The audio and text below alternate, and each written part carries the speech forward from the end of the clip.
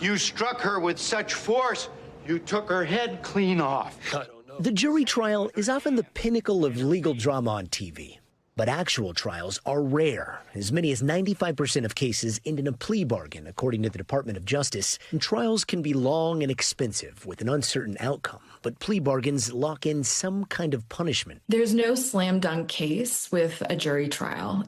Tara Malik is a former state and federal prosecutor in Idaho. She says death penalty cases are extremely expensive and very time consuming. And those types of cases are absolutely appealed. So you can bank on there being appeals for a very long time, for years, in fact. But in the case of Bryan Kohberger, some of the victims' families wanted a full trial, ending with a death penalty verdict. Steve Gonzalez, whose daughter Kaylee was murdered, said his family wasn't consulted by the district attorney's office about any deal. It's my daughter. It's our children. How can you say it's just when you haven't even talked to us to see what justice looks like for us? Malik says victims are usually kept in the loop about any deals struck with the accused, but that victims aren't their only concern. Prosecutors don't represent individual victims or victims' families. The only client that a prosecutor has is the state. While their opinions may be taken into consideration, ultimately,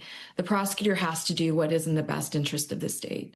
And sometimes that means the defendant gets leniency, but the prosecution gets something too. In mob trials, prosecutors will offer lighter sentences to lower-ranking mafiosos to testify against their bosses.